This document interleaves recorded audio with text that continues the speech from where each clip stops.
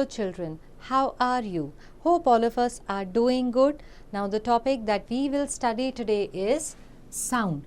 And the things we will learn are sound production, how does sound travel, characteristics of sound, audible and inaudible sound, and noise and music. Now sound is a form of energy that causes the sensation of hearing. Sound is another sense like vision, which helps us to learn and communicate.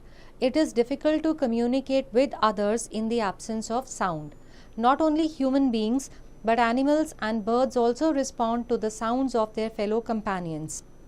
तो sound क्या है? ये energy का form है जिसकी वजह से हमें सुनने की सेंसेशन कॉज होती है या महसूस होती है. ये भी बाकी सेंसेस की तरह है, जैसे कि विजन हो गया, टेस्ट हो गया. अब ये जो हमारी सेंस है साउंड की, ये हमें कुछ भी चीज़ें लर्न करने में या कम्युनिकेशन में हेल्प करती हैं. और सिर्फ ह्यूमन बीइंग्स ही नहीं, एनिमल्स, बर्ड्स जो हैं वो भी साउंड को रिस्पॉन्ड करते हैं. और अगर साउंड नहीं होगी तो कम्युनिकेशन बहुत ज़्यादा डिफ़िकल्ट हो जाएगी. Now let us look eight sound production. Sound is produced by vibrating sources in a material medium. किसी भी मटेरियल मीडियम के बीच में अगर कोई वाइब्रेटिंग सोर्स है या सोर्स है जिससे वाइब्रेशन क्रिएट होती है तो साउंड प्रोड्यूस होती है. अब ये मीडियम गैस, लिक्विड या फिर सॉलिड हो सकता है. In other words, a vibrating object produces sound. तो कोई भी ऑब्जेक्ट अगर वाइब्रेशन में है या वाइब्रेट कर रहा है तो वो साउंड प्रोड्यूस करता है. A vibration is defined as a rapid to and fro or back and forth movement of an object about a mean position. Thus, sound is a vibration that can be heard. तो किसी भी mean position के to and fro या फिर back and forth movement होती है किसी object की, तो vibration उसे कहा जाता है उस movement को. तो sound जो है ये एक vibration है जिसे हम सुन सकते हैं. Sound is produced as a result of vibrations that travel through a medium such as air to our ear from the source of sound. तो जिस सोर्स से साउंड प्रोड्यूस होती है वो एयर के मीडियम से जब हमारे कानों तक पहुंचती है तो हम उसे सुन सकते हैं और उसे साउंड हम कहते हैं. Air molecules around the vibrating bodies are responsible for transmitting these vibrations. जो vibrating body या object है उसके आसपास के जो air molecules हैं वो रिस्पॉन्सिबल होते हैं कि वो उस वाइब्रेशन को हमारे कानों तक ट्रांसमिट कर सकें, पहुंचा सकें. Apart from air, vibrations can pass through other mediums such as solid and liquid as well. For example, place your palm on the speaker of a music system when it is playing. You will feel the vibrations originating from it. तो हवा के अलावा जो vibrations हैं वो solid और liquid mediums जो हैं उनके थ्रू भी पास करती हैं. फॉर एग्ज़ाम्पल, अगर आपका म्यूज़िक सिस्टम ऑन है तो आप उसके स्पीकर पे अगर अपनी हथेली रखेंगे तो आपको कुछ वाइब्रेशंस उसमें से आती हुई महसूस होंगी. Now, sound produced by musical instruments. To produce pleasant sounds, a number of musical instruments have been developed. Depending upon the way of producing sound vibrations, the musical instruments can be classified into 4 groups. तो जो हम बड़ी pleasant सी sound सुनते हैं musical instruments में से, वो भी sound vibrations की वजह से ही हमें सुनाई देती हैं. और किस तरह की sound vibrations हैं या किस तरह से sound vibrations create करी जा रही हैं उसके हिसाब से म्यूज़िकल इंस्ट्रूमेंट्स जो हैं वो 4 टाइप के होते हैं. So first we have the stringed instruments. जो स्ट्रिंग्ड इंस्ट्रूमेंट्स हैं ये वो वाले म्यूज़िकल इंस्ट्रूमेंट्स हैं जिनमें कि किसी स्ट्रिंग या वायर की मदद से वाइब्रेशन प्रोड्यूस करी जाती है जिससे कि साउंड प्रोड्यूस होती है. So they are played by plucking, strumming, picking और बोइंग दी स्ट्रिंग्स. तो इन स्ट्रिंग्स को आप प्लक कर सकते हैं, स्ट्रम कर सकते हैं, पिक कर सकते हैं या फिर बो कर सकते हैं. अब जो साउंड की पिच है इसको हम चेंज कर सकते हैं अगर हम जो वाइब्रेटिंग स्ट्रिंग की जो पोर्शन की जो लेंथ है उसको हम ऑल्टर कर दें तो. So guitar, violin, sitar and veena are some examples of stringed instruments. Then we have the wind instruments. जो विंड इंस्ट्रूमेंट्स हैं वो क्या करते हैं कि उनके अंदर एक वाइब्रेटिंग एयर कॉलम होती है जिसकी मदद से वो साउंड प्रोड्यूस करते हैं. अब यहाँ पे जो साउंड की पिच है इसको ऑल्टर किया जा सकता है अगर वाइब्रेटिंग कॉलम की लेंथ को आप ऑल्टर कर सकें, बदल सकें तो. So trumpet, flute, shehnai and harmonium are some examples of wind instruments. Next we have the membranous percussive instruments. Membranous percussive instruments are the musical instruments that are played by striking the vibrating membrane or skin. तो इन instruments में कोई एक membrane या skin होती है, जब आप उसके against strike करते हैं तो vibrations क्रिएट होती हैं जिनसे कि साउंड प्रोड्यूस होती है। अब यहाँ पे अगर आपको पिच ऑल्टर करनी है तो आप जो मेम्ब्रेन है उसकी जो टेंशन है उसको इंक्रीज या डिक्रीज करके साउंड की पिच को ऑल्टर कर सकते हैं। Drums, dholak, tabla and mridangam are some examples of membranous percussive instruments. Then we have non-membranous percussive instruments. So non-membranous percussive instruments are one of the oldest classes of instruments in India. तो ये India में सबसे पुराने type के musical instruments हैं। इनमें कोई membrane नहीं होती। इन इंस्ट्रूमेंट्स को आप सिंपली या तो बीट करते हो या इनके अगेंस्ट किसी चीज़ से स्ट्राइक करते हो तो एक म्यूजिकल साउंड प्रोड्यूस होती है। Manjira or the cymbals, the ghatam or the mud pots, bell and jal tarang are some of the examples of non-membranous percussive instruments. Now let us look at sound produced by human beings. In humans, sound is produced by the voice box or the larynx, which is located at the upper end of the windpipe or trachea of the throat. तो हमारे गले के अंदर जो wind pipe या फिर trachea है उसके ऊपर की साइड पे वॉइस बॉक्स या फिर लैरिंग्स होता है और यहाँ से ह्यूमंस के अंदर साउंड प्रोड्यूस होती है। अब जो लैरिंग्स या वॉइस बॉक्स है उसके अंदर दो लिगामेंट्स होते हैं जिनको कि हम वोकल कॉर्ड्स कहते हैं और ये जो हैं बहुत ही स्ट्रेच्ड होते हैं और इनके बीच में बहुत ही नैरो सी पतली सी एक स्लिट होती है जिसके बीच में से हवा का पैसेज पॉसिबल होता है। तो जब लंग्स में से एयर को हम फोर्स करते हैं इस स्लिट के थ्रू तो हमारी जो वोकल कॉर्ड्स हैं ये वाइब्रेट करती हैं और साउंड प्रोड्यूस होती है। Now the pitch of the sound produced is controlled by muscles attached to the vocal cords. तो हमारे वोकल कॉर्ड्स के साथ जो मसल्स अटैच्ड होते हैं वो हमारी साउंड की पिच को कंट्रोल करते हैं।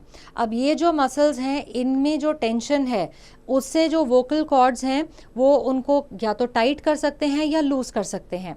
अगर वोकल कॉर्ड्स बहुत ज़्यादा टाइट होकर के पतली होती हैं तो बहुत ही श्रिल साउंड प्रोड्यूस होती है जिसकी फ्रीक्वेंसी हाई होती है, लेकिन अगर ये लूज हैं और थोड़े से थिक हैं तो ये एक बास साउंड प्रोड्यूस करते हैं जिसकी की फ्रीक्वेंसी लो होती है। Now let us see how does sound travel. When a source produces sound, the vibrations cause the surrounding layer of air to vibrate. A vibrating source can be a sound coming from a drum, speaker of a radio, the mouth of a person, that is vocal cords, a car engine, a plane flying in the sky, etc. तो जब भी किसी source से sound produce होती है तो वो जो वाइब्रेशंस होती हैं वो आसपास की जो उसके हवा की लेयर होती है उसको अफेक्ट करती हैं, तो वो हवा के जो मॉलिक्यूल्स हैं वो भी वाइब्रेट करना शुरू कर देते हैं। तो ये जो वाइब्रेटिंग सोर्स है ये कहीं से भी आ सकता है, ड्रम, स्पीकर, किसी के बोलने पे, कार के इंजन से, कहीं से भी ये आवाज़ आ सकती है। Now it is a fact, gallons whistle, also known as a dog whistle, is a type of whistle used in training of dogs. It was invented by Francis Gallen. A dog whistle is within the range of 16,000 Hz to 20,000 Hz. The frequency range of a dog whistle is largely out of the range of human hearings. Now let us see how does sound travel. When a source produces sound, the vibrations cause the surrounding layer of air to vibrate. A vibrating source can be a sound coming from a drum, speaker of a radio, the mouth of a person, that is vocal cord, a car engine, a plane flying in the sky, etc. जब भी कोई source sound produce करता है तो जो उसकी vibrations होती हैं उनके वजह से आसपास की जो एयर की लेयर है वो वाइब्रेट करना शुरू कर देती हैं। अब ये वाइब्रेटिंग सोर्स कुछ भी हो सकता है, कहीं से भी साउंड आ सकती है, ड्रम से, स्पीकर से, किसी के मुंह से, कार के इंजन से या कहीं से भी। अब ये जो एयर की लेयर वाइब्रेट करना शुरू करती है तो वो अपनी वाइब्रेशंस को अपनी एडजेसेंट यानी कि जो उसके साथ वाली हवा की लेयर है उनको वाइब्रेट कराना शुरू करती है। इस तरह से ये जो वाइब्रेशंस हैं ये मूव करती हैं और साउंड वेव्स क्रिएट होती हैं। अब ये जो साउंड वेव्स हैं ये हमारे कानों तक पहुंचती हैं। Ordinarily we hear sound transmitted through the air. अब ज़्यादातर हमें जो साउंड सुनाई देती है वो क्या है, हवा में से हमारे तक पहुंचती है। In air sound is propagated in the form of compressions and rarefactions, that is longitudinal waves। अब ये जो है ये compressions हैं, ये rarefactions हैं। अब ये क्या है, ये सारी हमारी longitudinal waves हैं। तो जो sound waves हैं ये longitudinal waves होती हैं। Now let us see how sound waves propagate. Now take a tuning fork. This, as you can see in the image, is a tuning fork. Vibrate it and concentrate on the motion of one of its prongs। तो आप tuning फोक को जब vibrate करेंगे तब आप जो इसके prongs के मूवमेंट हैं उनको गौर से देखें। जो प्रोंग्स की मूवमेंट है ये बाहर की तरफ जब होती है तो कंप्रेशन क्रिएट होती है। जो प्रोंग की मूवमेंट जब अंदर की तरफ होती है तो रैरिफैक्शन क्रिएट होती है। अब ये जो periodic to and fro movement है प्रोंग की, इससे ऑल्टरनेटिंग रीजन्स कंप्रेशन और रैरिफैक्शन के बनने शुरू हो जाते हैं। Now in the wave, the distance between two consecutive compressions or rarefactions is called the wavelength and is represented by the Greek letter lambda. तो वेव में दो कंसेक्यूटिव कंप्रेशंस या फिर रैरिफैक्शंस के बीच का जो डिस्टेंस है उसे हम वेवलेंथ कहते हैं और उसको ग्रीक लेटर लैम्डा से हम रिप्रेजेंट करते हैं। Now sound requires a medium to travel. Sound travels as a wave. अब जो वेव है उसको कोई मीडियम चाहिए ट्रैवल करने के लिए। तो ये गैसेस, लिक्विड्स और सॉलिड्स में ट्रैवल कर सकती है, लेकिन वैक्यूम में क्योंकि मॉलिक्यूल्स नहीं हैं, कोई मीडियम नहीं है, तो वैक्यूम में साउंड ट्रैवल नहीं करती है। Now let us do it. To show that sound can travel through a liquid, take a tub, water and a small metal bell.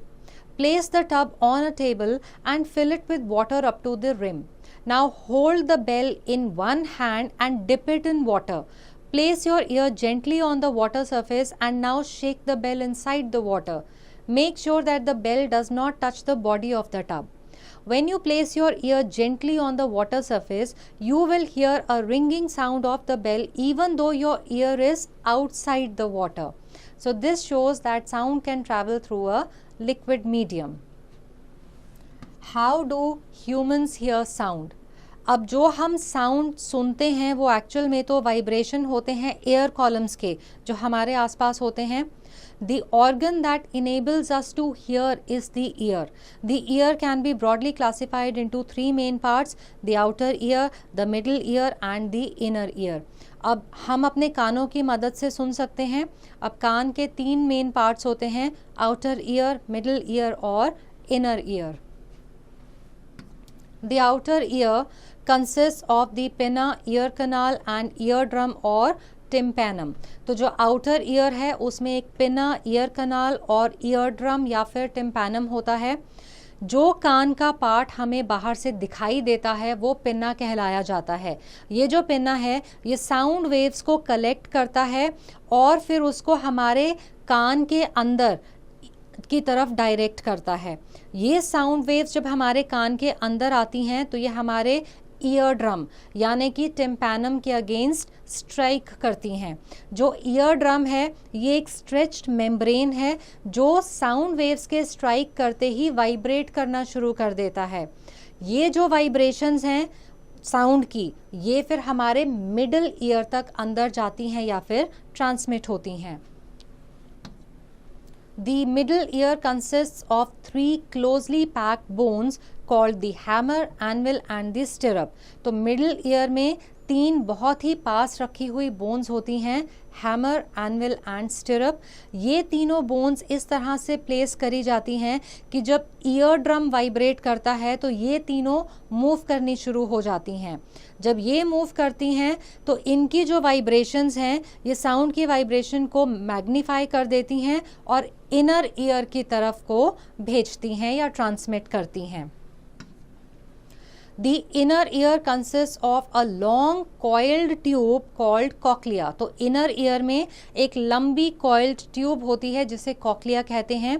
जो inner ear है उसके अंदर fluid भरा रहता है और बहुत ही छोटे छोटे से बारीक से बाल होते हैं और काफ़ी सारे ये बाल होते हैं. जब फ्लूइड में वाइब्रेशन होती है तो ये जो छोटे से बाल होते हैं हमारे इनर ईयर में ये एक्साइट होते हैं. अब ये सेंसिटिव बाल जो हैं इन वाइब्रेशंस को इलेक्ट्रिकल सिग्नल्स में ट्रांसफॉर्म करते हैं. ये इलेक्ट्रिकल सिग्नल्स जो हैं फिर हमारे ब्रेन तक जाते हैं और ऑडिटरी नर्व्स के थ्रू जाते हैं ब्रेन तक. फिर जो ब्रेन है वो जो साउंड है उसको इंटरप्रेट करता है. तो इस तरह से हमें कोई भी आवाज सुनाई देती है. Now let us look at the characteristics of sound. Sound travels in the form of waves and a wave is characterized by three basic factors: amplitude, frequency and time period. तो हमें मालूम है कि साउंड जो है वो waves के form में ट्रैवल करती है. वेव के 3 कैरेक्टरिस्टिक्स होते हैं या फैक्टर्स होते हैं: एम्पलीट्यूड, फ्रीक्वेंसी और time period. Two of the main characteristics of sound are pitch and loudness, which in turn are determined by the frequency and amplitude of wave respectively. तो sound की जो 2 basic characteristics हैं उसकी pitch और loudness वो sound wave की frequency और amplitude determine करती है. So therefore to understand pitch and loudness we will first need to study the characteristics of wave. तो pitch और loudness को understand करने के लिए पहले waves के characteristics को समझना ज़रूरी है. A simple pendulum consists of a small ball called the bob attached to a string which is fixed at one end. ये एक simple pendulum है. इसमें एक छोटी सी बॉल है जिसको बॉब कहा जाता है. ये स्ट्रिंग से अटैच्ड है और ऊपर एक एंड पे ये फिक्स्ड होती है. जब हम इस बॉब को साइडवेज पुल करके छोड़ देते हैं तो ये बैक एंड फोर्थ ऑक्सीलेट करना शुरू कर देती है और थोड़े टाइम के बाद ये फिर रेस्ट पोजीशन पे आ जाती है. तो ये जो रेस्ट वाली पोजीशन है इसको सबसे पहले तो अंडरस्टैंड करें कि ये मीन पोजीशन कहलाई जाती है. और जब पेंडुलम इस मीन पोजीशन से ए से बी से ए और ए से सी और ये जो इसकी एक मूवमेंट है इसको हम एक ऑक्सीलेशन कहते हैं. सो let us first understand what is amplitude. The maximum displacement of the bob from the mean position during oscillation is called the amplitude of the oscillation. So the maximum displacement occurs when the bob is at the position B and C. तो B और C के बीच की जो एक movement है, जो एक oscillation है, उसको हम एम्पलीट्यूड कहते हैं. Time period. The time taken for the pendulum to complete one oscillation, that is the time taken by the bob to complete one to and fro movement, is called the time period of oscillation. It is measured in seconds. तो जो एक oscillation है इन दोनों positions के बीच की, इसको जो पूरी करने में टाइम लिया जाता है वो इस एक oscillation का टाइम पीरियड है और इसको हम सेकेंड्स में मेजर करते हैं. Now think, what is the difference between an oscillating object and vibrating object? This brings us to frequency. The number of oscillations per second is known as the frequency of the pendulum. मतलब एक second में pendulum ने कितनी बार oxalate किया वो उस pendulum की frequency होती है. So frequency is equal to 1 upon time period. Frequency is measured in hertz and represented as Hz. The frequency of 1 hertz means 1 oscillation per second. That is, if an object oscillates 10 times in a second, its frequency becomes 10 hertz. तो अगर एक second में एक oscillation है तो frequency 1 hertz है. अगर एक सेकेंड में 10 बारी ऑक्सीलेट करता है पेंडुलम तो उसकी फ्रीक्वेंसी 10 हर्ट्ज है. Frequency and pitch. Frequency of a sound determines the shrillness और पिच ऑफ द साउंड. जो साउंड की फ्रीक्वेंसी है वो डिटर्मिन करती है कि उस साउंड की श्रिलनेस या फिर पिच क्या है. श्रिलनेस और pitch increases with increase in frequency of sound. तो जितनी ज़्यादा फ्रीक्वेंसी होगी उतनी साउंड जो है वो श्रिल होगी और उसकी पिच हाई होगी. और जितनी ज़्यादा साउंड की फ्रीक्वेंसी लो होगी उतनी ही वो साउंड ग्रफ होती जाएगी और उसकी पिच लो हो जाएगी. फॉर एग्जाम्पल जो छोटे बच्चे या विमेन हैं, उनकी जो आवाज़ निकलती है वो बहुत ही हाई फ्रीक्वेंसी की होती है और उनकी साउंड थोड़ी सी श्रिल की होती है, पिच ज़्यादा होती है। ऑन द अदर हैंड जो एडल्ट मेल है, उनकी जो साउंड है उनकी फ्रीक्वेंसी लो होती है, तो उनकी जो साउंड है वो कम श्रिल होती है और साउंड की पिच भी कम होती है। Amplitude and loudness. The loudness of sound depends upon the amplitude of the vibrating body. तो vibrating body के जो amplitude है उस पे डिपेंड करता है कि साउंड की loudness कितनी है। The loudness of sound is proportional to the square of the amplitude. इसका क्या मतलब है कि amplitude डबल हो जाता है तो जो loudness है वो 4 गुना बढ़ जाती है। जितना ज़्यादा एम्पलीट्यूड होगा उतनी साउंड लाउड होगी और जितना कम एम्पलीट्यूड होगा उतनी ही साउंड वीक यानी कि फीबल होगी। So the loudness of sound is measured in decibel shown as dB. अगर जो लाउडनेस है वो 80 डेसिबल से ज़्यादा होती है तो जो साउंड है वो फिजिकली पेनफुल हो जाती है। साउंड क्वालिटी और timber. Now sound quality or timbre describes those characteristics of sound which allow the ear to distinguish sounds which have the same pitch and loudness. मतलब अगर दो आवाज़ें हैं उनकी पिच और लाउडनेस सेम है तो जो साउंड क्वालिटी या टिम्बर है उसकी वजह से हम अलग अलग बता सकते हैं कि ये अलग आवाज़ें हैं। So timbre in general is a term used for the distinguishable characteristics of a tone. For example अगर दो लोग कोरस में गा रहे हैं, सेम पिच पे गा रहे हैं, उनकी आवाज़ की लाउडनेस भी सेम है, तब भी हम दोनों आवाज़ों को डिस्टिंग्विश कर सकते हैं। इसी तरह से कोई इंस्ट्रूमेंट्स हैं, आपका सितार, हारमोनियम, गिटार, इनकी साउंड्स को भी हम डिस्टिंग्विश कर सकते हैं। This brings us to speed of sound. Sound waves जो हैं अलग अलग सब्सटेंसेस की अलग अलग स्पीड पे ट्रैवल करती हैं। So the speed of the sound depends on various factors such as temperature, nature and physical state of the medium. मतलब टेम्परेचर क्या है, जो फिजिकल आपका मीडियम है उसकी फिजिकल स्टेट और उसका नेचर क्या है, इस पर डिपेंड करता है कि साउंड की स्पीड कितनी होगी। तो साउंड की स्पीड जो है वो मैक्सिमम सॉलिड में होती है, उससे कम लिक्विड होती है और सबसे कम गैसेस में होती है। So let us look at some common sounds and their decibel level.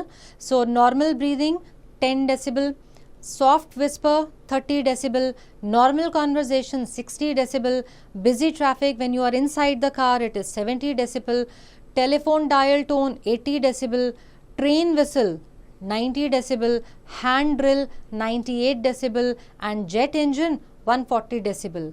Now let us look at the speed of sound in different substances. So in air it is 346 meter per second, in water it is 1480 meter per second, mercury it is 1452 meter per second, steel it is 5920 meter per second, iron it is 5000 meter per second, glass it is 5000 meter per second, aluminium again 5000 meter per second, and in diamond it is 12,000 meter per second.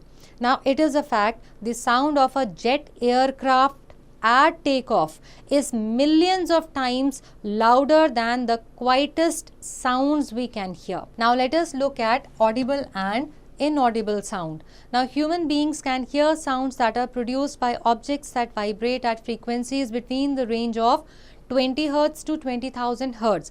मतलब 20 से 20,000 hertz के बीच में अगर frequency हो sound की तो वो हम इंसान सुन सकते हैं और इसको कहा जाता है audible frequency range. The sound corresponding to this audible frequency range is called audible sound.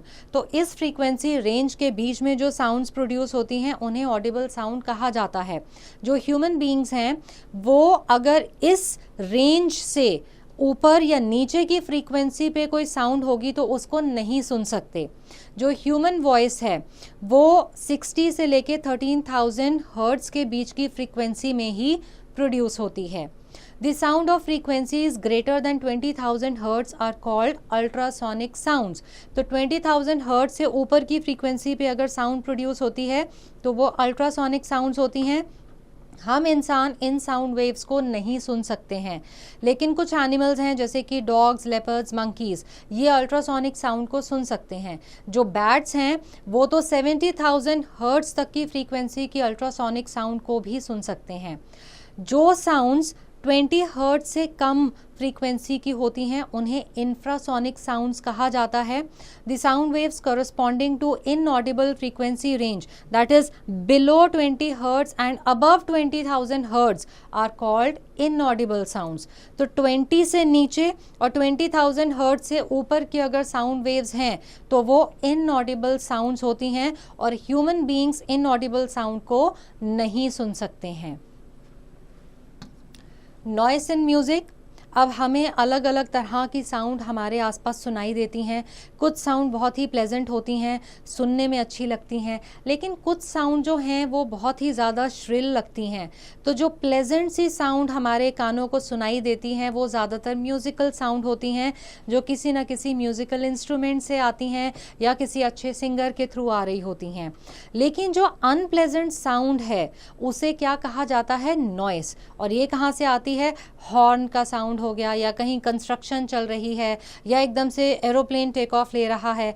ये वाली जो आवाज़ें हमें अनप्लेजेंट लगती हैं, परेशान करती हैं, इन्हें हम नॉइस कहते हैं। Noise pollution, a sound which is not pleasing and causes irritation is called noise. तो जो आवाज़ हमें नहीं अच्छी लगती, जो हमें इरिटेट करती है, उसे हम नॉइस कहते हैं। और जो डिस्टर्बेंस क्रिएट होती है हमारे एनवायरनमेंट में, बहुत ही ज़्यादा अनडिज़ायरेबल, ऊंची और हार्श यानी कि कर्कश वाली साउंड से, जो कि अलग अलग सोर्सेज से आ रही होती हैं, तो तब हमारे एनवायरनमेंट में क्या क्रिएट होता है? Noise pollution.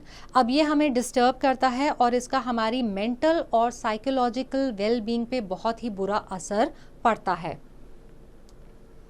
Late us look at the major sources of noise pollution. Road traffic. अब जितना ज़्यादा रोड ट्रैफिक है उसमें बहुत ही अलग अलग साउंड, आवाज़ आ रही होती है जो नॉइस पोल्यूशन क्रिएट करती है और ट्रैफिक में चलने वाले किसी भी इंसान को बहुत ज़्यादा अनॉय करती है। Then air and rail traffic, जहाँ वो एरियाज़ जो कि एयरपोर्ट या रेलवे ट्रैक्स के पास हैं, तो वहाँ पे ये एरोप्लेन और ट्रेन की जो आवाज़ें आती हैं वो भी नॉइस पोल्यूशन क्रिएट करती हैं। देन हाउस होल्ड सोर्सेज, कई जगह जो हाउस होल्ड इक्विपमेंट्स हैं जैसे कि आपका food mixer, grinder, vacuum cleaner, loud speakers, cooler, air conditioners, ये भी नॉइस मेकर्स बन जाते हैं और डेली लाइफ में हमारी कुछ ना कुछ ये नॉइस पोल्यूशन क्रिएट करते हैं। देन इंडस्ट्रियलाइजेशन, जितनी ज़्यादा इंडस्ट्रीज़ बड़ी बड़ी मशीन्स को यूज़ करती हैं वो जो है बहुत ज़्यादा बड़े अमाउंट में नॉइस भी प्रोड्यूस करती हैं। इसके अलावा कुछ ऐसे इक्विपमेंट्स होते हैं जैसे कि compressors, generators, exhaust fans, grinding mills, यहाँ पे भी बहुत ज़्यादा नॉइस प्रोड्यूस होती है। देन कंस्ट्रक्शन एक्टिविटीज़, जहाँ पर भी कोई कंस्ट्रक्शन एक्टिविटी चल रही हो जैसे कि माइनिंग या फिर कोई bridge, dam, building, station, road, ये सब कंस्ट्रक्ट हो रहे हों, यहाँ पर भी बहुत ही ज़्यादा नॉइस पोल्यूशन क्रिएट होती है। Now let us look at the harmful effects of noise pollution. अगर हमारे कान कॉन्स्टेंटली बहुत ही ज़्यादा हार्श या लाउड साउंड्स को एक्सपोज रहते हैं तो हमारे जो ईयर ड्रम्स हैं वो डैमेज हो जाते हैं और हमें सुनाई कम देने लगता है। लैक ऑफ कंसंट्रेशन, अगर काम करते टाइम, पढ़ते टाइम आसपास बहुत ज़्यादा नॉइस पोल्यूशन है तो हमारी कंसंट्रेशन कम होती है और वर्क एफिशिएंसी भी घट जाती है। देन ट्रबल इन कम्युनिकेशन, अगर आसपास बहुत ज़्यादा आवाज़ है जो हमारी स्पीच को इंटरफेयर कर रही है तो हम एक दूसरे की बात क्लियरली नहीं सुन पाते हैं। Then cardiovascular issues, studies suggest कि अगर बहुत ज़्यादा हाई इंटेंसिटी की नॉइस हम कॉन्स्टेंटली सुनते रहें तो हमारा ब्लड प्रेशर हाई हो जाता है और हमारी हार्ट बीट जो है वो भी बढ़ जाती है, जिसके वजह से जो नॉर्मल ब्लड फ्लो है वो थोड़ा सा ख़राब हो जाता है। देन स्लीपिंग डिसऑर्डर्स, बहुत ज़्यादा तेज़ आवाज़ हो, ऊंची आवाज़ हो तो हम ढंग से सो नहीं पाते। इसके वजह से अगर ढंग से नींद पूरी ना हो तो इरिटेशन होती है और हेल्थ भी बहुत ज़्यादा अफेक्ट होती है। Let us now look at measures to reduce noise pollution. अब मॉडर्न सोसाइटी में हम नॉइस को कम्प्लीटली ख़त्म तो नहीं कर सकते, लेकिन इसके लेवल को कम कर सकते हैं, बियरेबल लिमिट में ला सकते हैं। उसके लिए क्या किया जा सकता है? सबसे पहले तो जो नॉइस प्रोड्यूसिंग इंडस्ट्रीज़ हैं उनको रेजिडेंशियल एरिया से बहुत दूर लोकेट करना चाहिए। जितने भी ऑटोमोबाइल्स हैं उन सब में इम्प्रूव्ड और मॉडिफाइड साइलेंसर्स लगाने चाहिए। जो हैवी व्हीकल्स हैं उनको रेजिडेंशियल एरियाज़ में अलाउ नहीं करना चाहिए।